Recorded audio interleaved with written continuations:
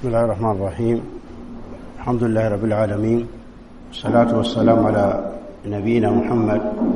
وعلى آله وصحبه ومن والاه، أما بعد. أيها الإخوة، بفضل من الله جل وعلا نواصل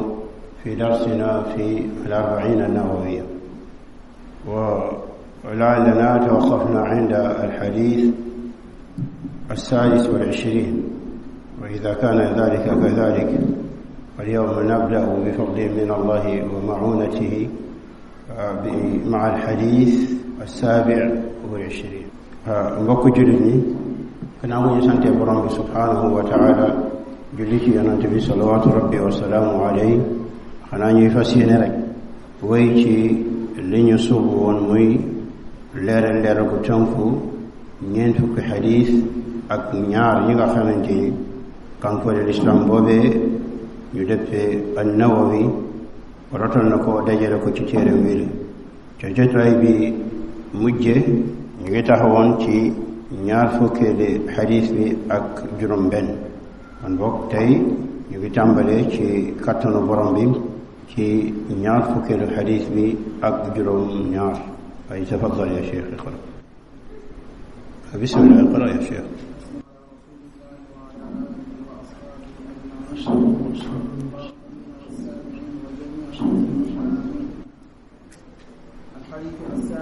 قال الإمام النووي. هذه ملاحظة. أولا، تلقيب كل أحد بأنه إمام هذا فيه نظر. تلقيب كل أحد بأنه إمام هذا فيه النظر، لأن الإمام هو الذي يتبعه طوائف من الناس، والشيخ على جلالة قدره ليس كذلك. وقد نبه على مثل هذا علامة ابن عثيمين في شرحه الممتع. هذا من جهة. من جهة أخرى، كون القارئ يقول مثلا كما قلت، قال الإمام النووي في كتاب 40 الحديث، أقل شيء أن تترحم عليه، كما قال الأول أظنه أيوب السختياني، قال: ما بالكم تأخذون علومنا ولا تترحمون علينا. هذا من آداب الطالب، أنه يترحم على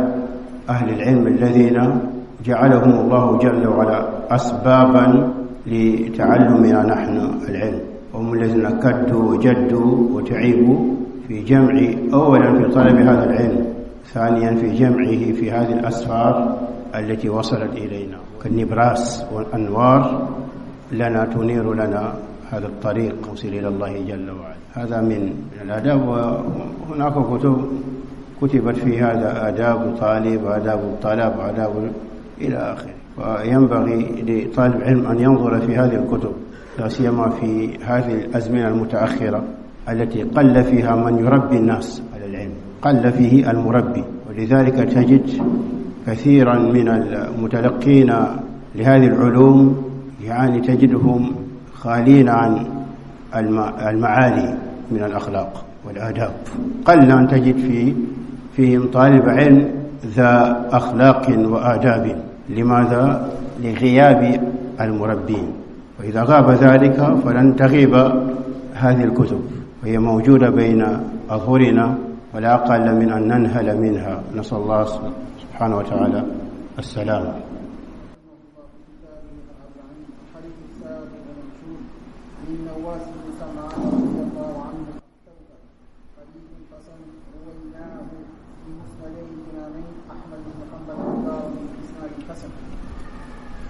ثم الشيخ رحمه الله عليه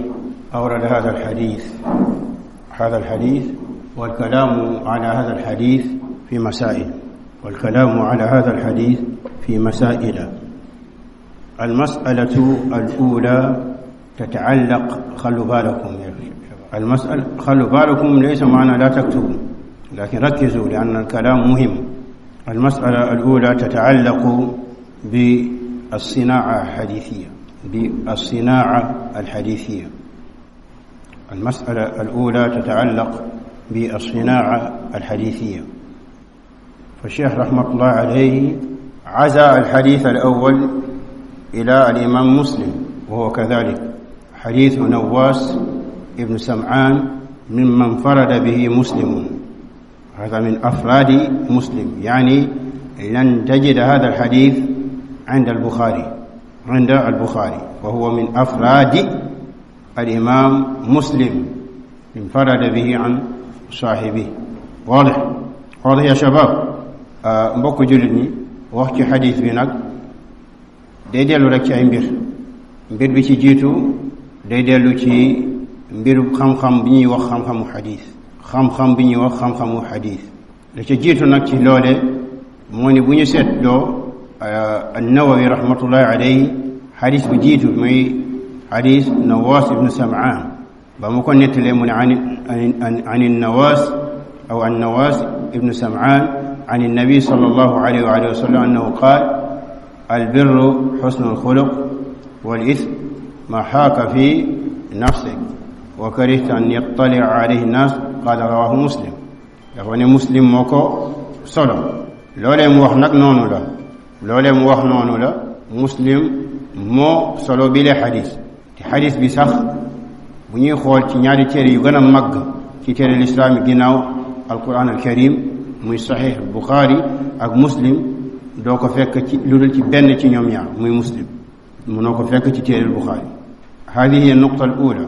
ثم الحديث الثاني حديث وابصة ابن معبد عزاه إلى مسند الإمام أحمد والجارمي، وهذا في هذا العزو ثم حسن الحديث أليس كذلك؟ وهذا فيه وقفة. والحديث رواه الإمام أحمد. ركزوا معي يا شيخ. هذا الحديث رواه الإمام أحمد عن شيخين من شيوخه. رواه عن يزيد بن هارون ورواه عن عفان، يعني عفان بن مسلم الصفار رحمة الله عليه. هذا الحديث رواه الإمام أحمد في مسنده عن شيخه يزيد بن هارون. تعرفون يزيد بن هارون هذا من هذه هي المشكلة، نحن ما نعرف هؤلاء هم الذين كما يقال بهم قام الدين وبه قاموا. يزيد بن هارون هذا من أئمة السنة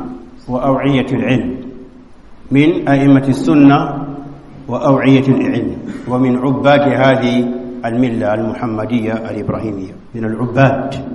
من العباد حتى قيل في ترجمته رحمة الله عليه، قالوا في ترجمة يزيد بن هارون قال عفان قال: رأيت من هو أعبد من يزيد بن هارون، ولم أرى من هو أكثر مواظبة على الخير وقراءة للقرآن. هذا عفان يقول أنه رأى من هو أعبد من يزيد، لكن ما رأى من هو أوظب، يعني أكثر مواظبة ودواما على الخير وأكثر قراءة لهذا الكتاب الذي هو كلام الله جل وعلا القرآن. ويزيد بن هارون كان من العباد، حتى قيل إنه كان يصلي صلاة الضحى 16 ركعة في الضحى. قالوا في ترجمته كان لا يفتر من الصلاة بالليل والنهار. وقال ابن عرفة لما ذكر يزيد بن هارون قال: رأيت يزيد، خلوا بالكم يا شيخ، قال: رأيت يزيد بن هارون وهو من أحسن الناس عينين، يعني وهبه الله عينين جميلتين. ثم رأيته بعين واحدة، يعني ذهبت عين وبقيت عين. ثم رأيته وقد ذهبت عيناه، فقلت له يا أبا خالد ما فعلت العينان الجميلتان؟ قال: ذهب بهما البكاء بالأسحار. ذهب بهما البكاء بالأسحار يعني يقوم بالليل ويبكي خشية من الله وهذا هو سبب ذهاب عينيه رحمة الله عليه mbokk yi xadis bi al imam Nawawi ba mu koy xadis ñaareel xadis mu xadis Waabisa dafa ne ñi ko solo mooy al imam Ahmad ak al imam ad-Daarimi loolee mu wax nag noonu la demee al imam Ahmad da ko nettali jëlee ko ci ay sëriñam ka ca jiitu mooy Yazid ibn Harun ka ca topp mooy Affan ibn Muslim as-Saffar balaa ñuy continuer rek day baax ñu xam nit ñi taataan xadiisu yonent bi ba mu yegg si ñun ba ñu mën di julli di woor mën am pas-pas bu leer jëlee ko ci sunna si yonent bi day baax ndaxte nag nit ñi ñu ngi xam ñeneen ñoo xamante ni ñàkk leen xam sax mooy njëriñ bi kon lu imam Shafii waxoon rek ci ilmul kalaam al ilmu bihi jahlun wal jahlu bihi ilm ilmul kalaam ñàkk koo xam loolay xam-xam waaye xam ko loolay réer nit ñi tamit am na ñoo xamante ni ñàkk leen xam wallahi loolu mooy njëriñ bi waaye xam leen loolay toskan ñi waaye ñii nag di góor bi lislaam rijalaatul islaam ñii moom xam leen bi maarifatihim taxya alqulub kama qaala al awwal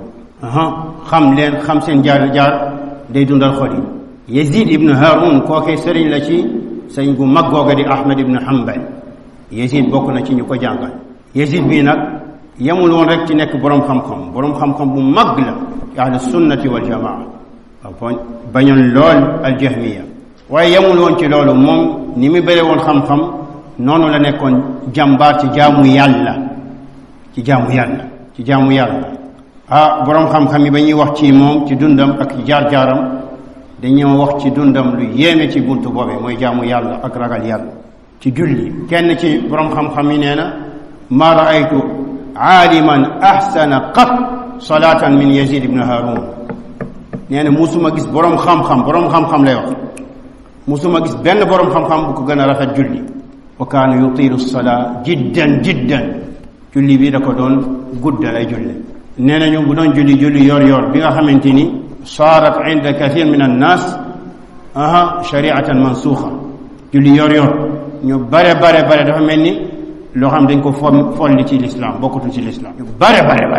yor bu jotee seen xel sax du nekk ci julli te julli yor boobee xam nga romb nañu xadis ban xadis ma ñu romb kullu salaama ala nnaasi waxoon nañ ni yeex wala mafasid yi yàlla bind ci doomu aadama boroom xam-xam nee na mu ngi tolloog ñaata 60 wa 300 ñaari rakk boo ko julli ci duha mu ne wa tujzi an dhalika kullu rakata duha ñaari rakk ci duha ci yor day mel ni def nga loolee yépp sarax na lu toll noonu bañ na yonente dana wax da ko tuddee salaatu al awwabin ay arrajjaina ila allahi jalla wa ala ñi dellu ci yàlla Yazid mii dañ doon wax ni ci waxtu boobee muy waxtu yor doon na julli lu toll fukki rakk ak juróom benn boroom xam-xam dañuy wax doon woon sonn ci julli laa yafturu bi salaatin bil layli wan nahaar min salaatin bil layli wan nahaar kenn ci boroom xam-xam yi di Ahmad ibn Arafa day nettali Yazid bët bi dafa dem ba muuru mooy mu nekk silmaxa mu bokk ci boroom xam-xam yi nga xamante ni li leen silmaxaal mooy jooy ndax ragal yàlla bari nañu Sufyaan Thawri bari nañu ak Tirmidi bi ngay dégg nii ak ñeneen jooy ndax ragal yàlla moo yóbbu seen bët Yazid ibn Harun ibn Arafa dafay wax ni dama ko mos a gis yàlla may ko mu bokk ci ñi gën a rafet ñaari bët yu rafet la ko yàlla may ginnaaw gi ñu dem ba jëmmi jamono ma dajaak moom ma gis ko mu dese benn bët mooy ni beneen bët bi silmaxana laa ko ñu demati ba jëmmi jamono ma gis ko ñu tëje ma gis ko mu gumba ba mu ko gisee mu gumba ma ne ko waaw yaa aba Xaalid noonu lañ koy dàqantali ñaari bëti fan lañu dem mu ne ko dahaba bihima bukaau bil asxaar mu ne jooy ñi may jooy ki asxaar mooy li mujje ci guddi jamono ji nga xamante ni ci la ñuy jël lii di di xëdd mu ne waxtu boobu waxtu qiyaam layl tamit jooy ci waxtu boobee moo yóbbu samay ñii ñooy salafu saalih ñii ñooy salafu saalih ñii ñooy salafu saalih te lii hada ghaydun min fayd ak toq la rek ci géej gu bare bare bare ci seen dund الإمام أحمد إذن روى هذا الحديث عن أما عفان هذا قتل في فتنة خلق القرآن ثبت حتى قتل عفان هذا واضح يا شباب إذن روى الإمام أحمد هذا الحديث عن شيخيه يزيد بن هارون وعفان أما الدارمي فرواه عن شيخه سليمان بن حرب واضح يا شباب وثلاثتهم يعني الثلاثة يزيد وسليمان بن حرب وعفان قالوا حدثنا حماد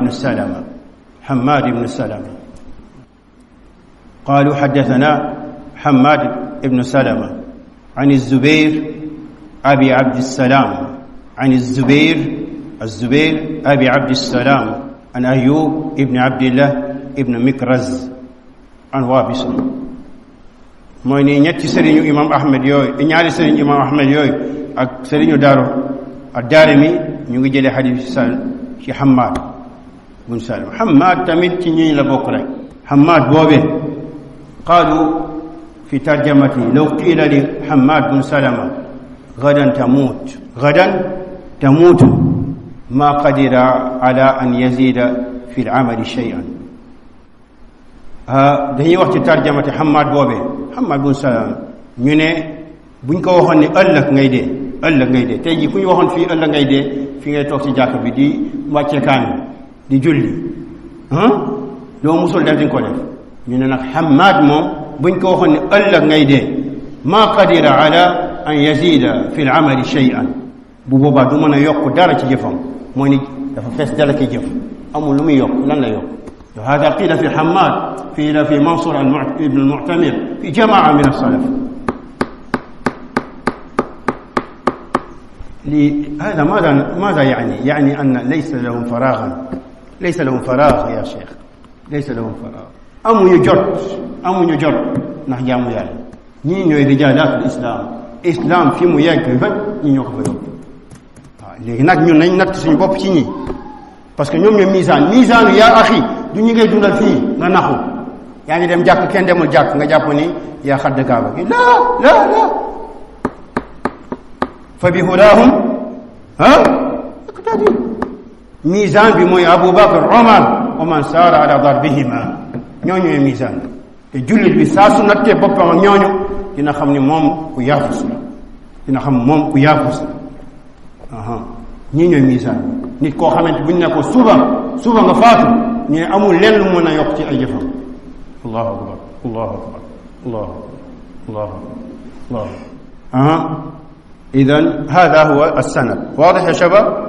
mooy ni ñetti imam ahmed sëriñam boobee di Yazid ibn Harun ak beneen sëriñam bi di Affan ibn Muslim ak sëriñu Daarimi di Sulayman ibn Harb ñoom ñëpp ñu ngi jëlee xadiis bi ci Hammad ibn Salama Hammad jëlee ko ci sëriñam bu ñuy wax Az-Zubayr abi Abdissalaam kookee jëlee ko ci sëriñam bu ñu tuddee Ayyub ibn Abdillah ibn Mikraz wa hada sanad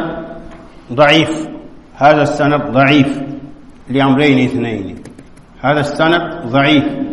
لأمرين اثنين càllale bii mooy ñaareel xadis bi an Waabisa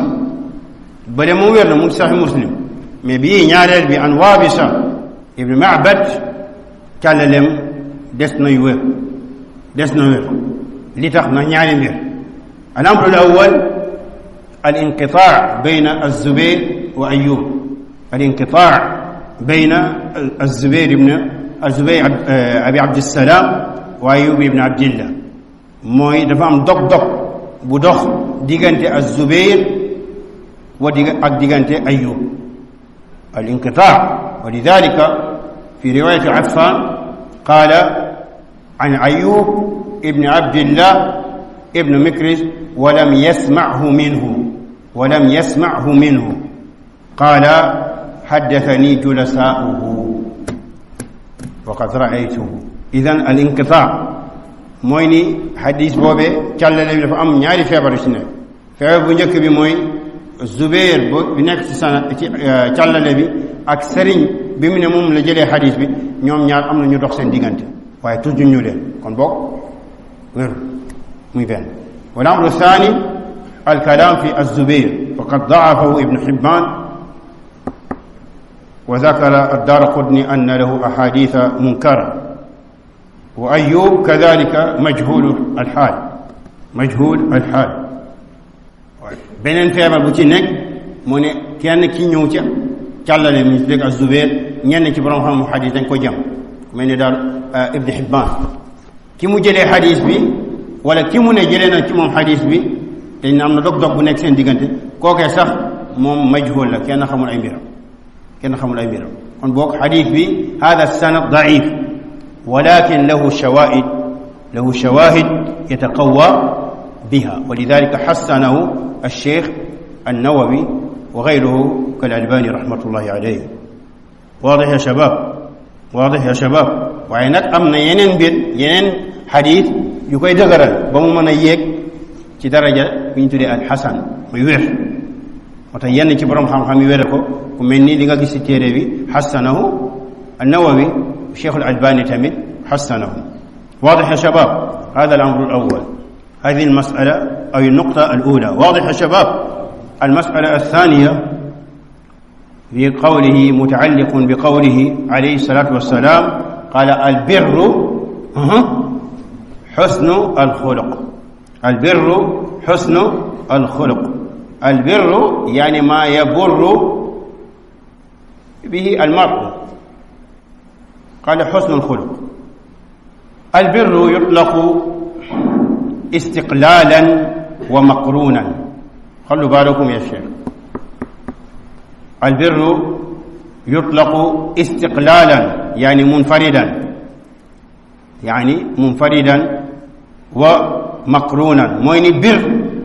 بوبي ñew muy mbax albir ci wolof moy bax lélé day ñew ci texte islami ñu tuddu ko mom ndong comme nu mu ñëwee ci hadith bi albir lélé dañ koy booleeg beneen mbir muqabila koy booleeg beneen mbir kon wa taawanu ala albirri wa taqwa foofu dañ ko booleeg beneen mbir mooy taqwa واضح leer na de yuzkaru taratan munfaridan istiqlalan wa yuzkaru taratan maqrunan bighayrihi واضح يا شباب leer na de fa idha dhukira wahdahu فله أحد المعنيين.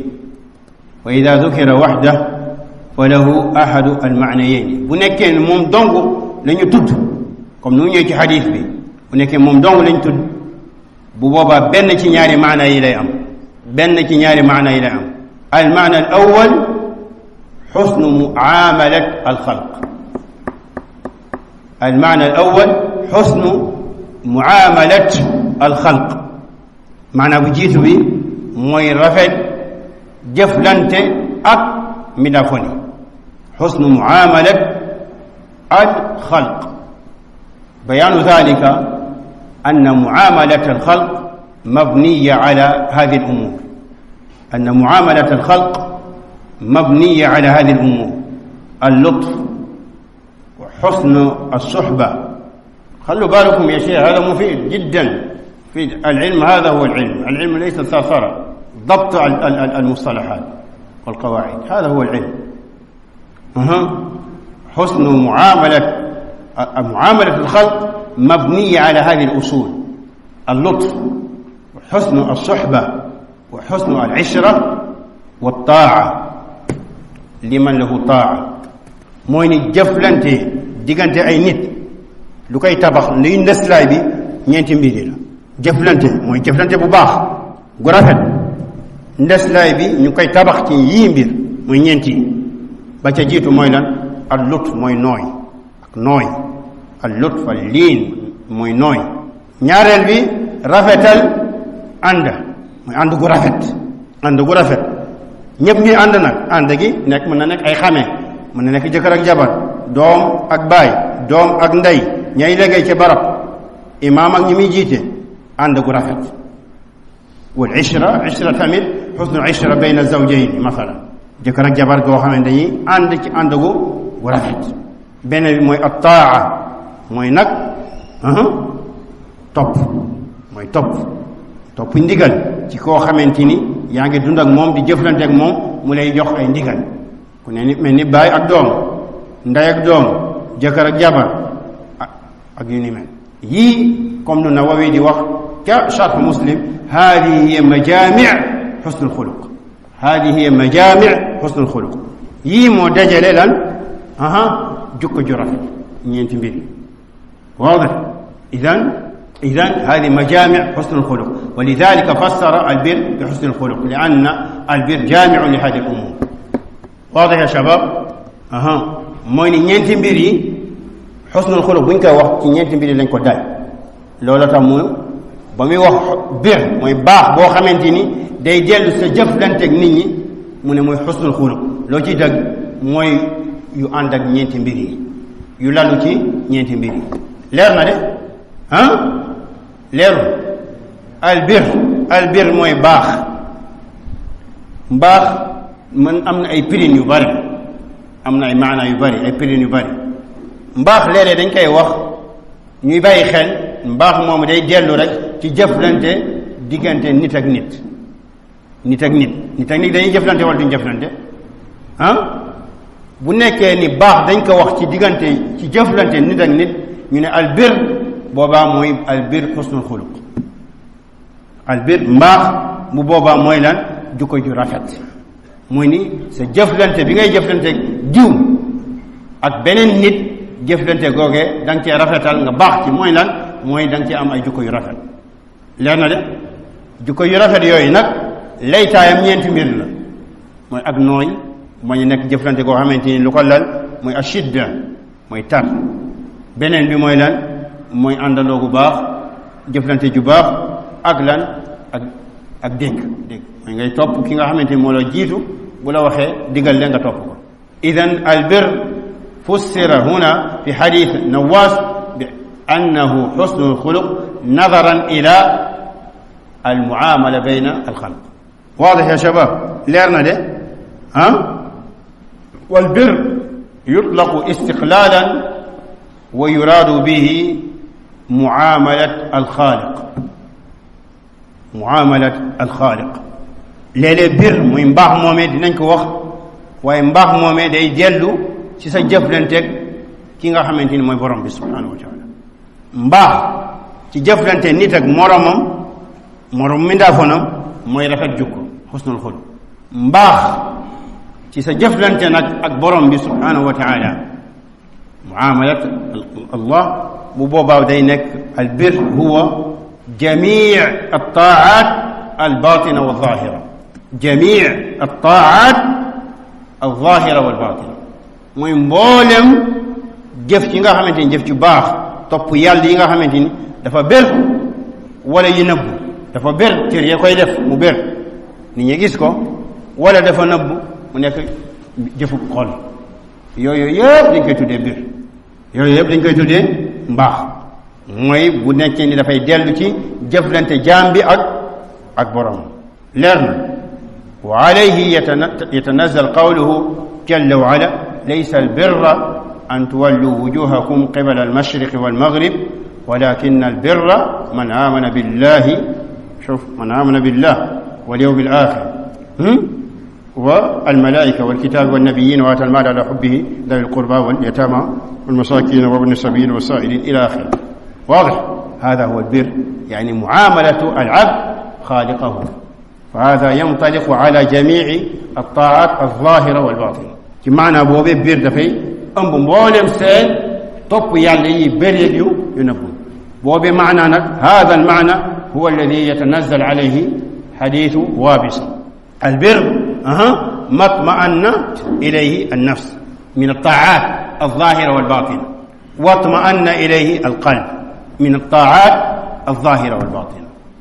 معنى بي موي بير باخ بو خامتيني داي ديلو سي سا جفلانتي ياو اك بروم بي باخ بوبي moo ñëw ci xadis ñaareel xadis mu xadis waabisa ba mu ne lii baax mooy lan mooy matma'annat ilayhi nafs mooy loo xay nga xam ne sa bakkan da cee teey da cee dal dafa dal sa xel da cee dal sa xol daal di ci dal ci jaamu yi ngay jaamu yàgg sa diggante ak sa borom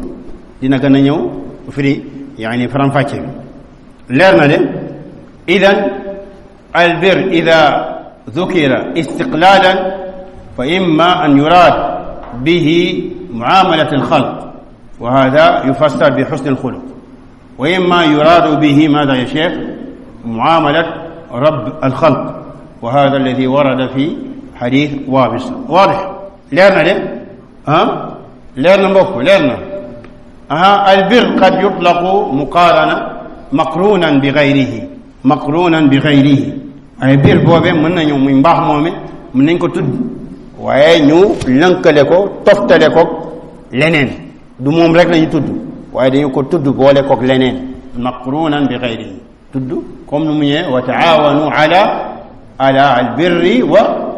taqwa idan dhukira albir wa dhukirat attaqwa foofu dañu tudd bir tudd taqwa wa hada huna albir yahtamilu ma'nayayn يحتمل معنيين كما أفاده ابن رجب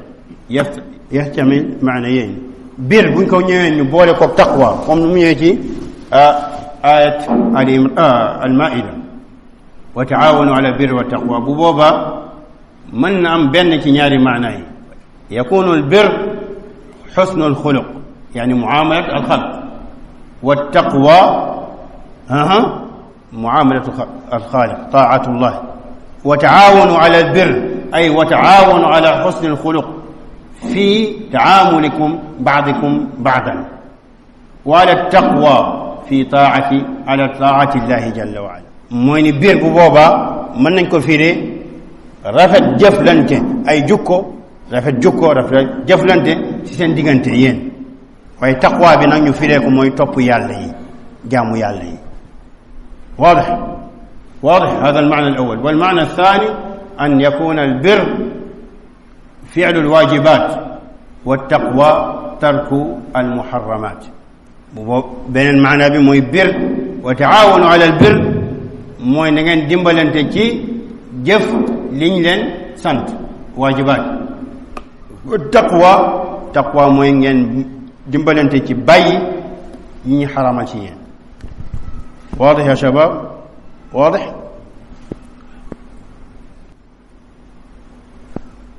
واضح يا شباب إذن هذه المسألة الثانية قال إيش قال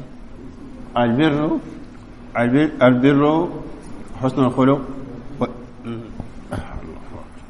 أيوة واضح يا شباب ليرنا له والمسألة التي تليها المسألة الثالثة متعلقة بقوله والإثم ما حاك في صدرك وكرهت أن يطلع عليه الناس واضح يا شباب الإثم يعني ما يأثم به الإنسان إثم ميلان من يوتي بنغا خامتي موي بكار من ما حاك في صدرك في نفسك أي ما تحرك في نفسك وتردد فيه في صدرك ولم ينشرح له صدرك لول موي ليغا خامتيني day jax-jaxal sa xol di ci dengi amu ci dal yoo xamante ni sa xol da ci dengi amu ci dal لولي الإثم وهنا ينبغي أن نعلم أن النبي عليه الصلاة والسلام جعل للإثم علامتين اثنتين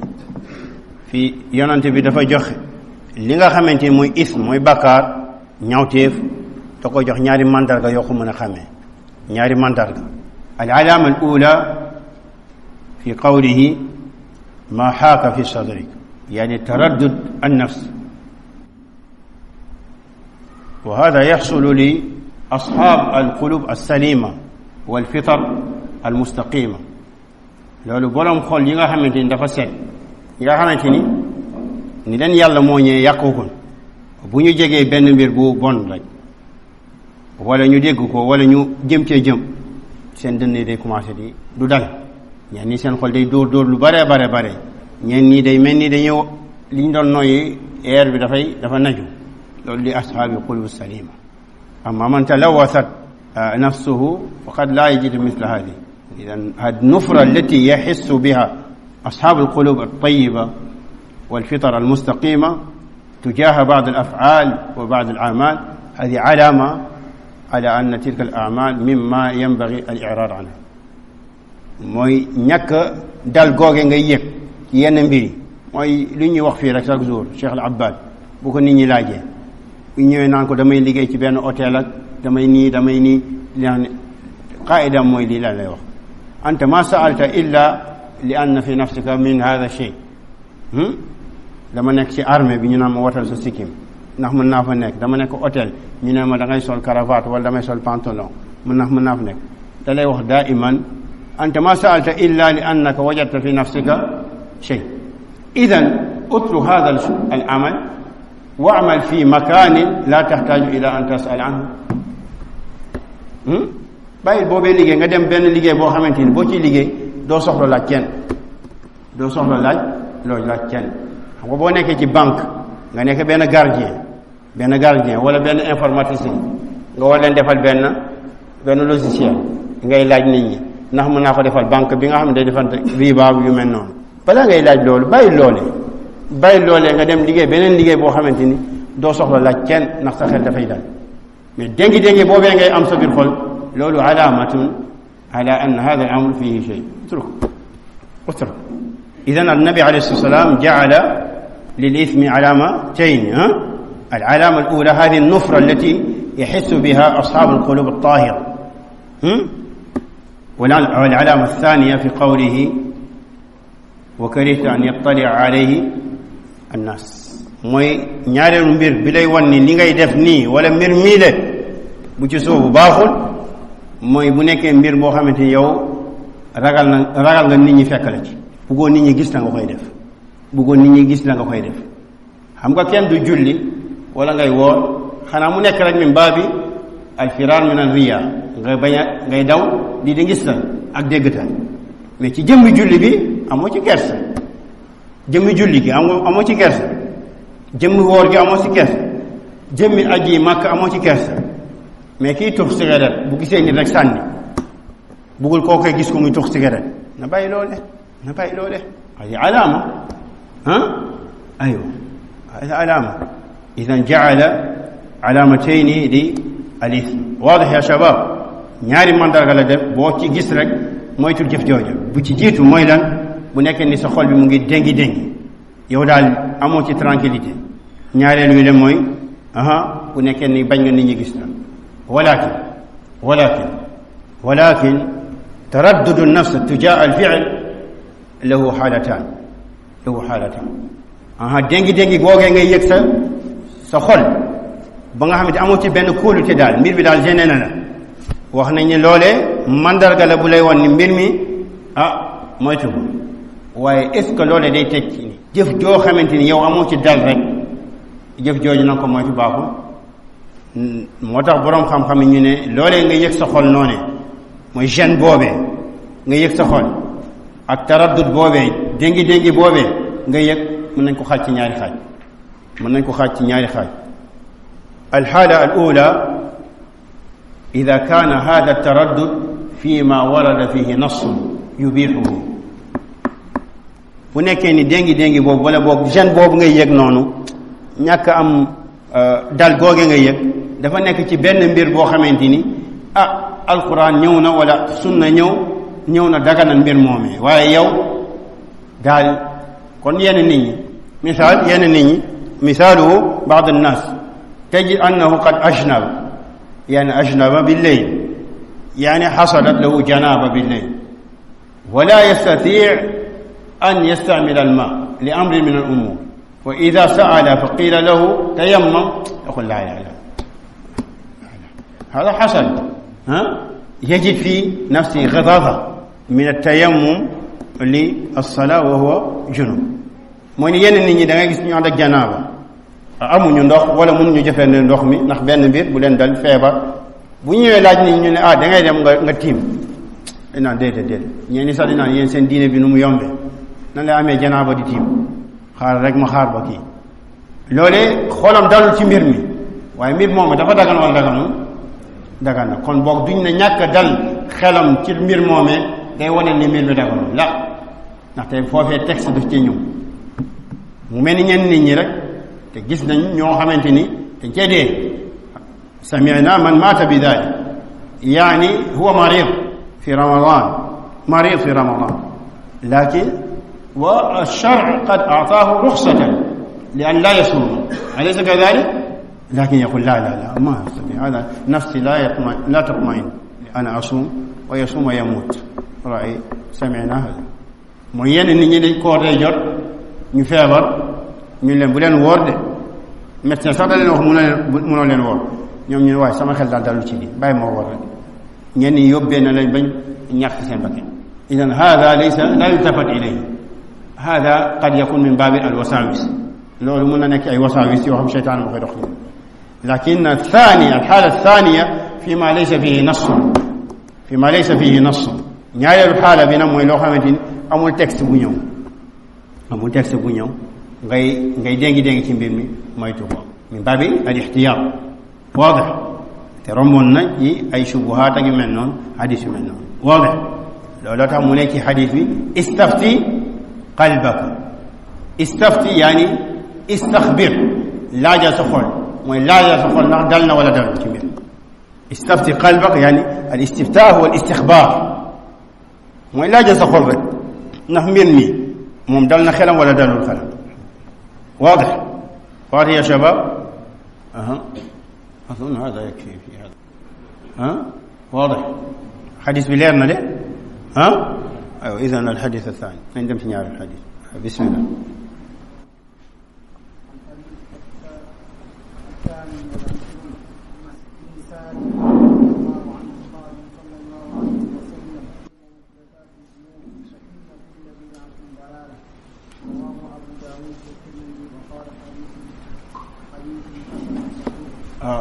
بعد ذلك أورد حديث على العرباض بن السارية رضي الله تعالى عنه وهو حديث عظيم جدا جدا بسم الله حديث عظيم جدا جدا مشتمل على وصايا عظيمة من النبي العظم محمد بن عبد الله الأكرم صلوات ربي وسلامه عليه ginnaaw gi nag dafa rotal xadis al Irbaat ibnu Saariya mi xadis bu am solo fi nga xamante ni yonent bi alayhi salaam la cee dëxëñ ay ninkaane yu mag a yoo xamante ni ku ci tënku sa dundub àdduna dina yëwan waaye sa àllaaxira bu sobee borom bi subhanahu wa taala dina yëwan والكلام على هذا الحديث في مسائل الأولى متعلقة بقوله وعظنا رسول الله الوعظ هو تذكيرك الإنسان ما يلين قلبه من ثواب أو عقاب كما قال ابن سينا wax ci xadis bi nag ci ay tomb la bu jiitu mooy li mu wax ni wa'adana rasulullah waar nañu yonant bi mooy yonant bi waar nañu waar nag buñ ko waxee kon lu yenn ci borom xam-xam yi di wax mooy nga fàttali sa ab nit loo xamante ni dina tooyal xolam maa yuliinu luy tooyal xolam min sawaabin moo xam nag li nga ko fàttali ba mu tooy xol wi tooy ci payooru yàlla la mooy da nga ko xirtal ci jëf joo xamante ni jëf ju baax bu ko defee li ci màng mooy lan ay tuyaaba wala boog da nga ko xupp moytuloo ko ay mbir yoo xamante ni bu ci tàbbee wala mu continuer ci li koy fekk mooy mbugalub yàlla loolu mooy waaraat واضح يا شباب هذا هو الوعظ لكن ها هنا وقفات وتنبيهات الوقفة الأولى ما هو هدي النبي عليه الصلاة والسلام في الوعظ ما هو هدي النبي صلى الله عليه وسلم في الوعظ في دفع لاج تحو ين تحو ba ca jiitu mooy lan ñu laaj yonent bi alayhi salaam ñun ñëpp xam nañu yonent bi mooy lan mooy al uswa laqad kaana lakum fi rasulillah uswatun hasanatan ma ne maa ngi génn ne am ngeen ci yonent bi royuwaay bu mucc ayib waaw kon boog comme mooy royuwaay bi nañu xool moom nan la doon waaraate laaj na mu doon waaraate surtout nag borom statut yi koor ko borom statut yi nañu xool nan la yonent bi doon waaraate ba seen statut yi ñu méngale ko manhaju yonent bi wala boog buñ ko deful rek jàll nañ ci yoon bi te ku jàll ci yoon bi li la ciy fekk kenn du ko ndaxte nag waaraate diine la waaraate mooy lan manhaju daawa la yoon bu ñuy aw la pour xëcc nit ñi indi leen ci islam ndax yoon woowee yàlla da ko bàyyi rek ak nit ñi lu waay lu waay gis rek lu soob waay rek mu def ko wala boog dañoo tënk ko qul haadihi sabili ay hunaka sabil waxal ni lii mooy sama yoon kon am na yoon ad'u ila allah yoon bu muy woote ci yàlla kon woote bi am na yoon wi am na mu ne man mu wax nag ne man damay woote rek waaye yoon beneen lay jël déedéet mu xam statut la Twitter la Facebook la wax ji bëri na dañu xool nag yonent bi nan la doon waaraate ndax da doon def kon ni ñuy def jël 15 statut benn statut nga def ci 15 post ku la koy liiral yow lan nga bëgg wala star nga wala sa bopp ngay wootee jëmee sa bopp wala ci yàlla ngay wootee 15 statut 15 post ku la koy liiral ngir lan la nañu xool yonante bi manhaju yonant ci ad-da'wa ñu xool ko fil wa'z yaay xool na lii dañ ko soxla bu baax ndaxte nag shahidan alaykum sa yashhad alayna ala a'malina moom yonante bi alayhi salaam min manhajihi fi al-wa'z anna wa'zahu wa maw'izatuhu kanat takunu بليغة كما جاء في بعض الروايات وعدنا رسول الله صلى الله عليه وسلم موعظة بليغة أي بالغة الغاية لفصاحتها وصدقها ونصحها من ينتم ينتم عليه الصلاة والسلام واراتين دون جوتله دون موتله mooy lan ndax la ca nekkoon nu anam ji ko doon defee mooy dafa am fasaaxa wax ci dafay leer nañ du nekk di nas-nasal ay wax da doon jot mooy am muqtada xaal kama yuqaal fi ilmi balaaga muqtada xaal li muy wax dafay méngoog nit ñi li ñuy dund waaye da doon nekk waaraate goo xamante ni ak lay biir gu mat moo ci nekk moo tax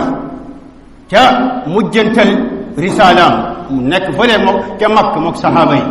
waar leen lu mu mujj wax mu ne wa antum mas'uluuna anni fama antum qaa'iluun ëllëg yawmal qiyaama yéen saxaaba yi dinañ leen laaj ci man mooy ni dinañ leen laaj ndaw mi ñu leen indiloon muy Muhammad ibni Abdillah salawaatu rabbi wa salaamu alayhi ndax yonnante gi motale na ko kon boog bu boobaa lan ngeen di tontu mu laaj leen ko jugegul aduna de mu laaj leen ko lan lañ ko wax naqul nashhadu annaka ballagta wa addayta wa nasahta mu ne allahumma ishhad mu ne bu boobaa ñoom ñu ne ko bu boobaa dinañ wax ni yow ballagta jottali nga addayta joxe nga liñ la joxoon nasahta laay nañ li ñu bi kon boog maw'ida dafay nekk loo xamante ni baliga واحدة هذه السمة الأولى. السمة الثانية كان عليه الصلاة والسلام لا يطيل الموعظة. أصحاب الحالات برم استثني كان لا يطيل الموعظة، كان لا يطيل نقول وندي جدا وارات، نقول وندي جدا الوارات وارات. ولذلك كما في حديث عمار قال النبي عليه الصلاة والسلام إن طول صلاة الرجل، خلوا بالك، إن طول صلاة الرجل وقصر ماذا خطبته مئنة من فقهه، فأطيلوا الصلاة وأقصروا الخطبة inna lil bayaani inna min al bayaani la sihran yonent bi alayhi salaatu wassalaam da doon wax mu ne inna tuula salaati ar rajul nit kiy jiite julli gi gudd mu julli gi gudd loolu nag am na tafsir julli gi gudd gàttal xutba lan la waaraate gàttal xutbaam ñaar yooyu ma inna yani alaamatun min fiqhi mandarga guy wane ni kii ku dégg diine la loo ci déggee donc aywa guddal wax 15 postes ku la koy lire xam naa journal yi sax matuñu 15 pages 15 postes lan nga bëgg te poste yooyu day nekk yu am importance mais boo jëloon benn ñaar def ko tey daw une semaine nga defaat ñaar nit ñi jëriñu nga jëriñu 15 idan السمة الثانية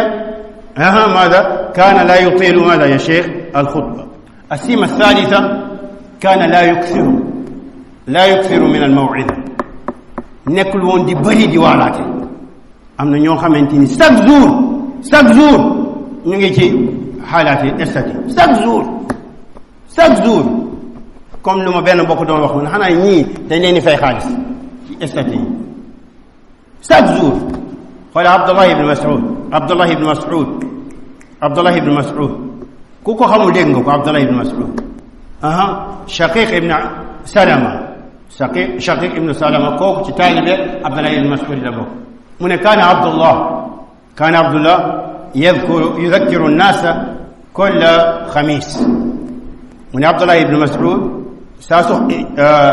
alxamis jotoon day waar nit ñi alxamis jotoon day waar nit ñi fa qaala lahu rajulun ya aba abdirrahman la wajidna annaka tudhakkirna kulla yawm wa fi riwaya ya aba abdirrahman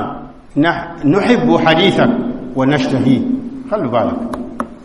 benn waaye ci nit ñi ne ko yow de ibn Mas'ud mooy aba abdirrahman ñun daal bu ñu soogoon chaque jour rek nga waar ñu chaque jour nga waar ñu ci beneen nett di waa ji dal ne ko yow sa wax daal daf ñoo neex waaraate gi dafa neex mooy ni nit ñi wax na waaraate gi neex na est-ce que bu mu la tax nga bàyyi yoonu yonent bi gis nga am 200 vues loolu rëppatal la ngay def chaque jour déedéet al manhaj huwa manhaju rasulillah laysa al amr raji'an ila ma yashtahihi fulanun wa allan mbir mi delluwul ci waa ji li mu bëgg wala diw mu ngi dellu ci lan dalika al manhaj alladi huwa manhaju man rasulillah bu gis vie rek nga commencé 105 110 210 chaque jour ngay wax anta salafi muqayyadun bin nusus muqayyadun bil ittiba hada huwa xam naa après julli ñu yeggali bu soobee borom bi subhanahu wa taala subhanaka allahumma wa bihamdika ashhadu an la ilaha illa anta astaghfiruka wa atubu ilayk. Assalaamu alaykum.